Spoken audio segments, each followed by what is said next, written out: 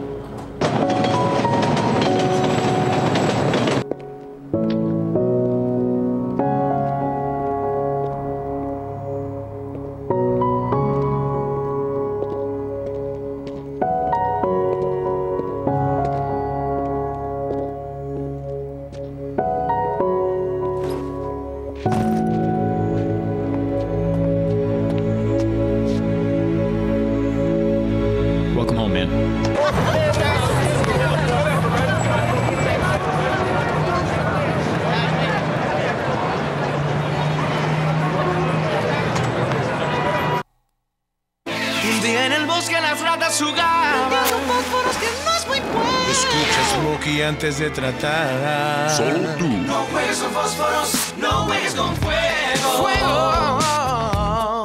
No hay nada para un pobre conejo asustado, a un pobre ratón sin casa en que vivir. Si un hermoso bosque es lo que deseas, no juegues con fósforos, no juegues con fuego. Solo tú puedes prevenir los fuegos forestales. ¡Fuego!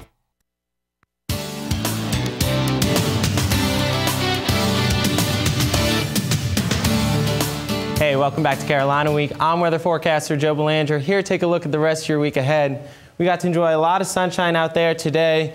Very warm temperatures as well. Our high got up to 77 degrees, which is about 10 degrees warmer than our average for this time of year. Tomorrow is the start of April Fool's, and it's going to be the beginning of a very warm summer-like trend, and that is no joke.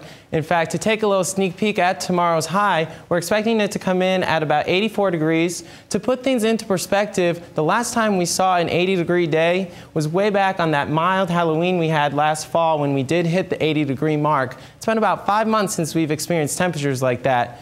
With the increasing temperatures on their way, so does that pollen count from the trees. Today was fairly moderate. However, tomorrow and Friday do look to increase some. So if you suffer from those allergy symptoms, you're going to want to take note of that. Looking at the current U.S. satellite picture, not a lot going on in the southeastern part of the United States right now. Any weather that we had earlier in the week has moved its way northward, as you see those clouds getting their way out of our region. Coming up from behind it is this high-pressure system down here in the Gulf Coast region, circulating in a lot of warm and moist air from that Gulf Coast. So as you see, the temperatures will increase as the week goes on. You'll notice that humidity will increase as well. By tomorrow, this high-pressure system should make its way right over the Carolinas and stick with us right up through Saturday.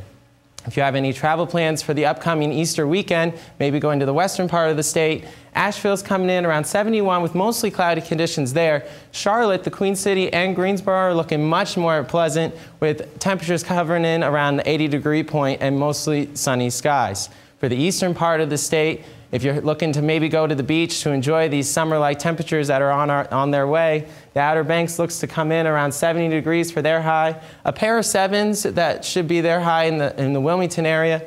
Greenville coming in around 80, mostly sunny conditions at all 3 locations. So if you are going to hit up the beach, you want to make sure you bring that suntan lotion along with you. Back in our region for tonight, we're expecting our low to get down to about 49 degrees, fairly mild for this time of year. However, you'll still want to bring that light jacket if you are planning to head out this evening. Mostly clear skies, winds out of the west at about 5 to 10 miles an hour. For tomorrow, there's that 84-degree day that we were talking about. Very sunny conditions, warm temperatures, very light winds out of the west. And that is the start of our 80-degree trend. As you notice, the next 5 days all have 80 degrees in them. At least at this point, Thursday 84, Friday 87, Saturday 83. Sunday and Monday look to be around the 80-degree mark as well, with a few more clouds, but really nothing to worry about. It's really shaping up to be the best 5-day forecast we've seen in a while, and it's a nice little sneak peek of what summer has to offer, which is just around the corner. That sounds great. The pollen's really been affecting me lately, but the warm weather kind of cancels it out. Yeah, it's a nice balance. Gotta love those 80s. Thanks, Joe. You're welcome. All right. Well, if you're looking for your next best friend, here's a puppy looking for a new home. There he is. Meet Luke. He's a 2-month-old boxer mix. Luke is a little rambunctious, but he's affectionate and sweet. He loves belly rubs, a good game of tug, and playing with his toys. He's up to date on his shots, and he's neutered. If you'd like to adopt Luke, visit our website, carolinaweek.org, for a link to the shelter. You know, I was up way late last night watching the rest of the NIT game. That's me too. Justin Page joins us. And Justin, a big win last night in Madison Square Garden for the Heels. No, absolutely, Chris. It was quite a game. That's now 3 games in a row for the Heels that have gone right down to the wire. But coming up after the break, the men's basketball team is on the verge of history. But is that a good thing?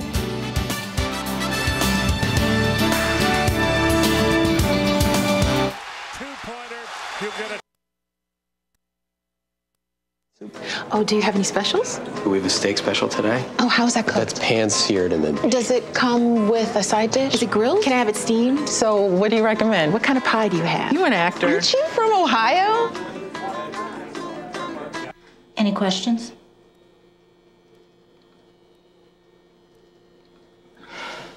Ask questions. For the 10 questions everyone should know, go to ahrq.gov. In 1977, an 8-year-old boy picked up the game of golf from his father. The odds of that same boy then making it to the US and European Pro Golf Tours? 1 in 7 million. The odds of the Big Easy winning the US Open twice? 1 in 1.2 billion. The odds of him having a child diagnosed with autism? 1 in 150. Ernie Els encourages you to learn the signs at autismspeaks.org.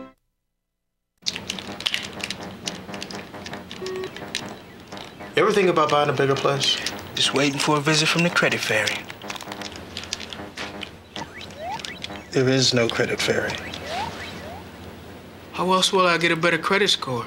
Look, you keep your credit card balances low and only open a new card if you really need it. No fairy? There's no magic to improving your credit, but there's help, and it's free. Go to creditfairy.org.